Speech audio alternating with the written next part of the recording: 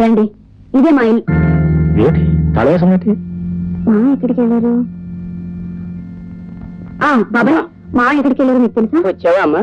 నిన్నెత్తుకుంటూనే మీ మావయ్య పట్నం వెళ్ళాడమ్మా. ఈ అబ్బాయి ఎవరు? నీ చిన్నప్పుడు మీ మావయ్య వచ్చిన కొత్తలో అసలు ఇలాగే ఉండేవాడమ్మా. మా దగ్గర ఆయన కలవడానికి ఇక్కడికి వచ్చారు. అలాగా, వస్తానమ్మా. చూసావా రాధ, ఎంతకాలానికైనా మా నాన్నగారిని కలుసుకోగలుగుతున్నా అని ఎంతో ఆనందంతో వచ్చాను. కానీ అది ఇప్పుడు సాధ్యపడలేదు. బహుశా మేము కలుసుకోవడం ఆ భగవంతుడికి ఇష్టం లేదేమో. ఇష్టం లేకపోతే మిమ్మల్ని నన్ను ఎందుకు కలుపుతాడు? మన ఇద్దరు కలవడం విడిపోయిన మీ అమ్మా నాన్నని కలపడానికేనాను. నన్ను వెతుకుంటూ మామయ్య పట్నం వెళ్ళారని బాబాయ్ చెప్పారు కదా. పదండి, మనం అక్కడికి వెళ్దాం.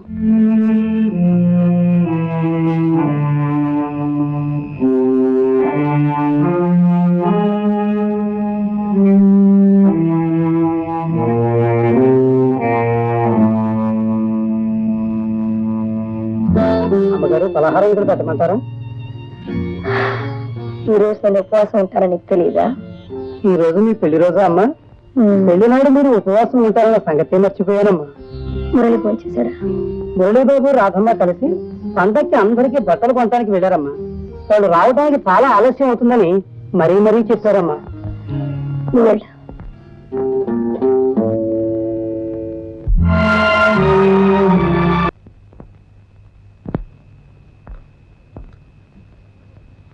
ఏ మురళి, ఏంటి ముసలేషం? కాలేజీలో ఫ్యాన్సీ డ్రెస్ కాంపిటీషన్ అన్న జరిగిందా? సరే అండి, నా పేరు మురళి కాదు, శంకర్రావు. ఓహో, వేషంతో పాటు పేరు కూడా మార్చున్నానంటే బాగుంది. ఓ పని చేయి, మెడ్రాస్ వెళ్ళి ఓ పెద్ద డైరెక్టర్ని కలు, సినిమాల్లో మంచి వేషాలు ఇస్తాడు. మీకు చెప్పేది నా పేరు మురళి కదండి, శంకర్రావు. మా మురళి కూడా ముమ్మూర్తులా మీలాగే ఉంటాడండి. అవును, దగ్గుతున్నారేంటి? ఒంటు బాగాలేదా? మై గాడ్, ఇదేంటండి బాబు, ఒళ్ళంతా కాలిపోతుంది. సరే, మీ మురళి కాదు, బాగానే ఉంది. పేషెంట్, నేను డాక్టర్ని. రండి, కారెక్కండి. పర్వాలేదు, నా మాట వినండి. రండి, ఎక్కండి. Good morning sir. హలో, కూర్చోండి. Thank you. What can I do for you? మరేం లేదండి, మా నాన్నగారు. Just a minute. 202. Yes sir. Come on I say. అందరూ జాగ్రత్తగా ఉండండి. ఇప్పుడు చెప్పండి. అదేనండి, మా నాన్నగారు నన్ను వెతుక్కుంటే ఈ ఊరు వచ్చారండి. వారికి కూడా అదేం లేదు.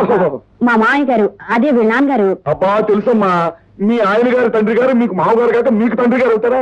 విషయానికి వచ్చేయండి. అదేనండి, మా నాన్నగారు వెతుకుంటూ మేము ఆ ఊరు వెళ్ళామండి. మేము ఆయన ఎత్తుకుంటే ఆ ఊరు వెళ్ళాము. తీరా అక్కడికి వెళ్ళేసరికి ఆయన లేరండి. ఆయన వెతుకుంటూ మళ్ళీ ఇక్కడికి వచ్చాము. బస్ స్టాండ్ లో, రైల్వే స్టేషన్ లో, పార్క్ లో అవి ఇవి తిరిగాం. కానీ ఎక్కడ కనిపించలేదు. అదే ఇదే కంప్లైంట్ మీకు ఇద్దామని. Correct correct. ఈ దుర్ముహూర్తం గ్రేట్ దగ్గరికి వచ్చారు, అవునా? ఇక చూడండి, 10 నిమిషాల్లో నా మేధస్సు, నా శక్తినంతా ఉపయోగించి ఎక్కడున్నా సరే వెతికి మీ నాన్నగారిని ఇట్టే పట్టేస్తాను. 1 మినిట్. మీ నాన్నగారి పేరేమన్నారు? K Shankar Rao. Okay, it's all. K Shankar Rao. Inspector గారు, ఇన్స్పెక్టర్. అరే దుర్మూర్తి గారు మీరే? హలో డాక్టర్ గారు, కూర్చోండి. How are you? Fine. Hello doctor uncle. ఇదేంటి మీరు ఇద్దరు ఇక్కడ? ఒక్క నిమిషం తర్వాత మాట్లాడతాను. అవును, మీ ఇన్స్పెక్టర్ గారు ఎక్కడ? ఇన్స్పెక్టర్ గారు ఎక్కడ? ఏవో చిన్న చిన్న కేసులు చూసుకోవడానికి బయటకు వెళ్ళాడు. పెద్ద పెద్ద కేసులన్నీ నా నెత్తి మీద పడేస్తాడు. అవన్నీ నేను చూసుకోలేక చచ్చిపోతున్నాను. సరే అంకుల్, మీకు ఇన్స్పెక్టర్ పని ఏంటి? ఏం లేదు మురళి, సరిగ్గా నీలాగే ఉన్నాడు ముసలాయన. నాకు రోడ్డు మీద కనిపించాడు. పాపం ఆయనకి ఊళ్ళో నాన్న వాళ్ళు ఎవరు లేరట. ఆరోగ్యం కూడా బాగోలేదు. తీసుకెళ్లి నా డిస్పెన్సరీలో జాయిన్ చేశాను. ఎందుకైనా మంచిదని స్టేషన్ లో రిపోర్ట్ ఇద్దామని ఇలా వచ్చాను. పేరు ఉన్నారు? కె శంకర్రావు అండి. కె శంకర్రావు.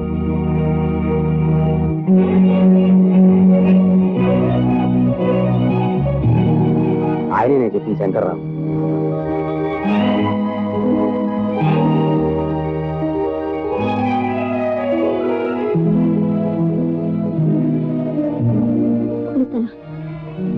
ఏ శంకర్రావు గారు, శంకర్రావు గారు, 1 మినిట్.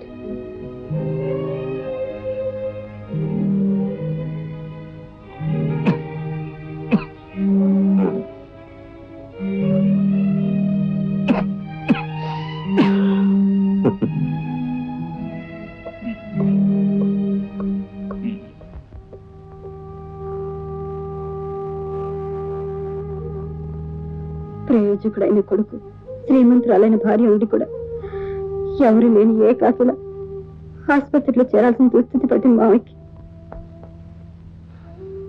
రాధ, జరిగిన విషాదం అంతా నీ ద్వారా విన్న తర్వాత కూడా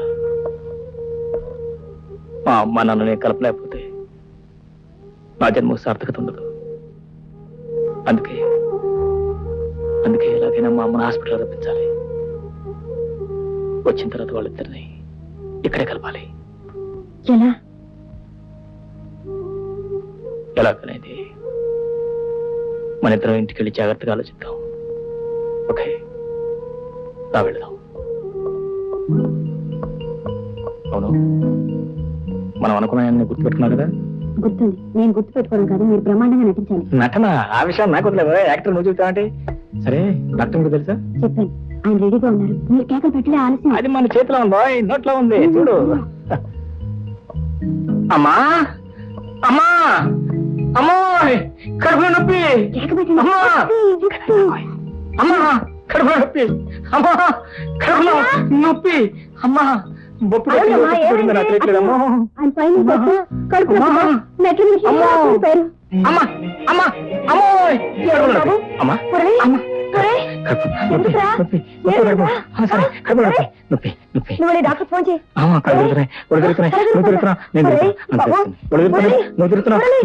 ఏమైనా తల తిరుగుతుందంట, కడుపు నొప్పంట.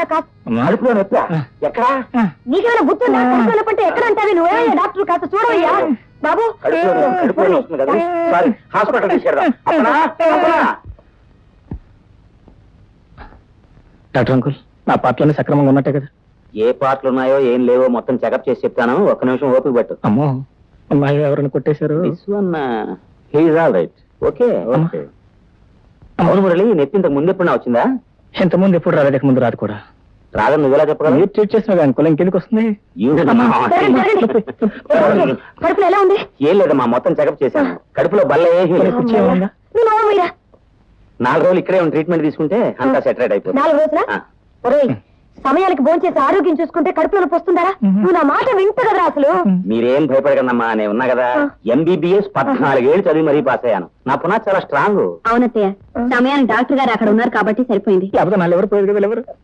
ఒరే, ఈ హాస్పిటల్ అట్మాస్ఫియర్ చూస్తుంటే నాకు తల తిరుగుతుంది, గుండెలో దరదరా కొట్టుకుంటుంది. ఇంటికి రెస్ట్ తీసుకోండి అమ్మా, నేను మురళిని జాగ్రత్తగా చూసుకుంటా. వీళ్ళు ఇక్కడ వదిలేసి వెళ్ళడమే. భయం దేనికమ్మా? అవునత్తయ్య, అసలు మీ ఆరోగ్యం బాగుంటలేదు. మీరు ఇంటికి నేను చూసుకుంటానుగా.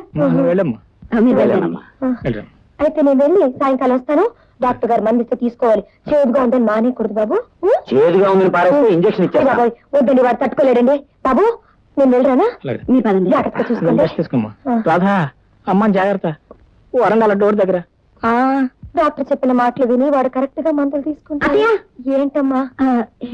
ఏమి నేను ఆయన దగ్గర ఉంటాను. మీరు సాయంత్రం తప్పకుండా వస్తారుగా? తప్పకుండా వస్తా. ఏమిటి అత్తయ్య, ఇంట్లో పని వాళ్ళంతా ఏం చేస్తున్నారో ఏమిటో నాకేం అర్థం కాదు. ఆయన పరిచయం చేయాలంట. సాయంత్రం ఆయన ఫోన్ చేయకూడదంట అత్తయ్య. మీరు చౌకాసి తీసుకొస్తారుగా? తీసుకొస్తానమ్మా. మర్చిపోరుగా? మర్చిపోరు. తప్పకుండా తీసుకొస్తారా? నువ్వు వెళ్ళి మురళికి ఏం కావాలో చూడు, నేను సాయంత్రం వస్తాను.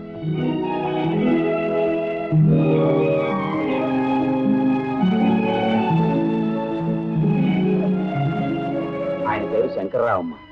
ఇప్పటికే ఆయన వ్యాధి చాలా ముదిరిపోయింది. ఆపరేషన్ చేయకపోతే నయం అవటం కష్టం. మరి ఇంకెందుకు ఆలస్యం చేస్తున్నావు? ఆయన బాధపడుతోంది ఒక్క జబ్బుతోనే కాదమ్మా, మానసికంగా చాలా కృంగిపోయాడు ఆయన. వివరాలు అడిగితే తనకి వెనక ముందు ఎవరు లేరని నిరాశ నిస్పృహలు కనపరుస్తున్నాడు. పైగా ఆపరేషన్ చేయడానికి 5,000 అవుతుంది. ఆయన ఇచ్చుకోలేడేమోనని. 5,000గా? ఆ డబ్బు నేను ఇస్తాను, నువ్వు ఆపరేషన్ చేయి. డబ్బు మీరిస్తారా?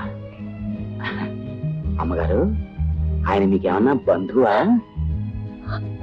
ఇదిగో, ఆయన డబ్బు లేని పేషెంట్, ఆయన బ్రతకాలి. నువ్వు అనవసరంగా ఎందుకు మాట్లాడుతున్నావు? వెంటనే వెళ్ళి ఆపరేషన్కి ఏర్పాట్లు చేయి. వెళ్ళి ఇక్కడి నుంచి. అలాగేనమ్మా, అలాగే.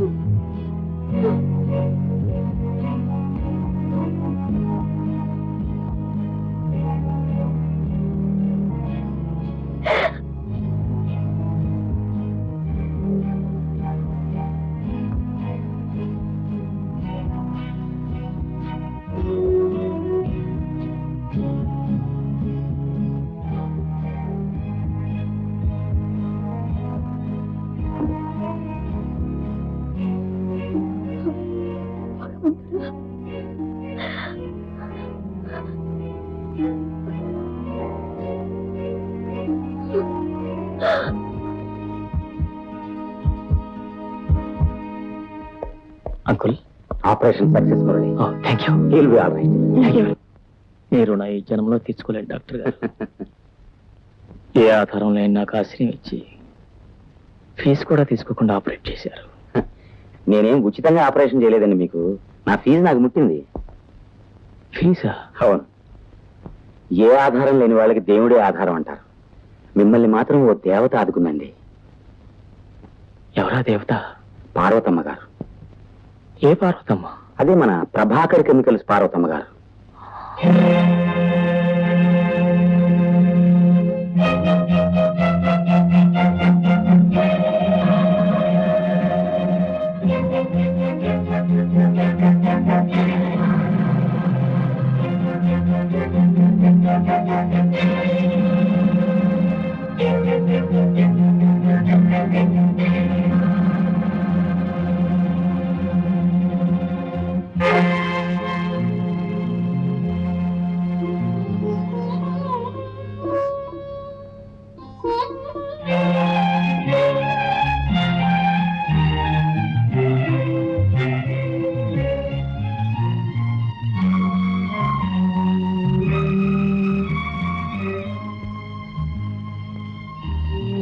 ఆపరేషన్ మీద డబ్బిచ్చావు.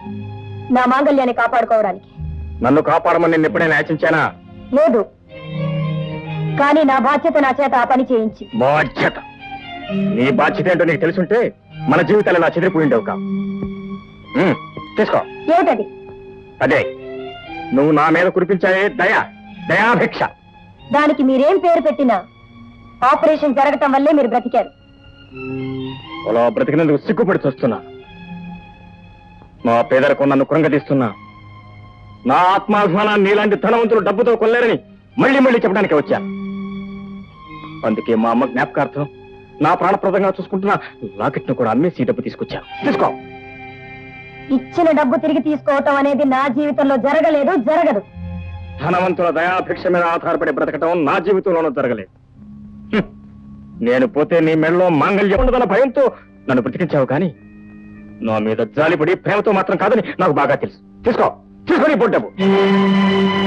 ఒరే రంగయ్య, అమ్మా ఇక్కడ ఆ డబ్బు తీసుకో. ఆ డబ్బు నీది, దాంతో నువ్వు ఏమైనా చేసుకో. పట్టుకెళ్ళు. వెళ్ళరా అక్కడి నుంచి.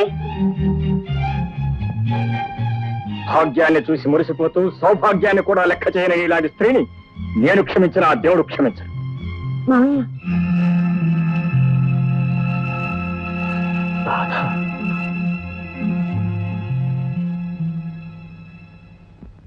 మామయ్య, ఇతనే మీ అబ్బాయి. నాన్న నాన్న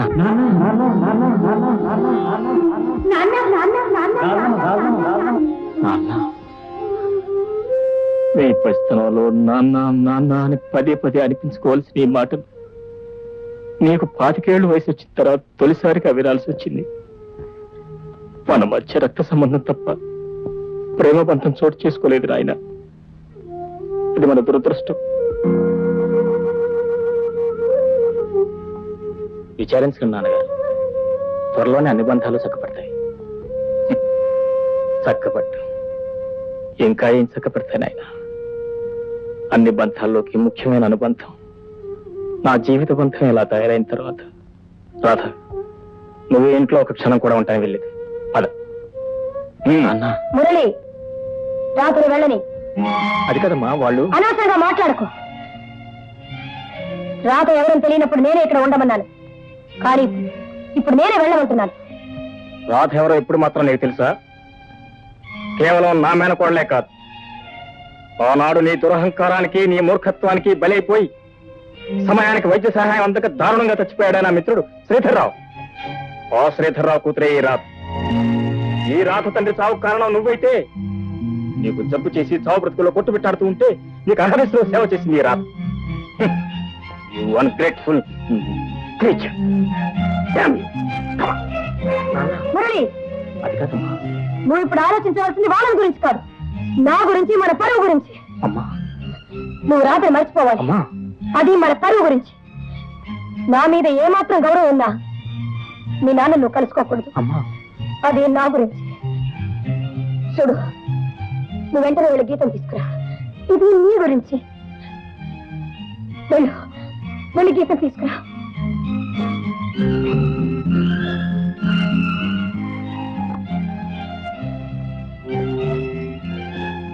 రాధ, ఏ హాస్పిటల్లో ఉంటారని నా మనస్కరించట్లేదు. మనం ఇక్కడ క్షణం కూడా ఉండొద్దు. మనం వెళ్ళిపోతాం. మావయ్య, మీరేదో ఆవేశంగా మాట్లాడుతున్నారు. ట్రీట్మెంట్ పూర్తి కాకుండా వెళ్ళిపోవడం. మనం వెళ్ళిపోవాల్సింది.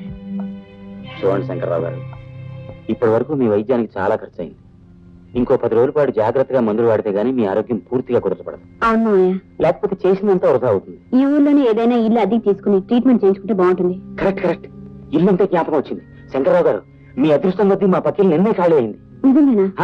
అందులో ఉంది కానీ. ఏ మావయ్య?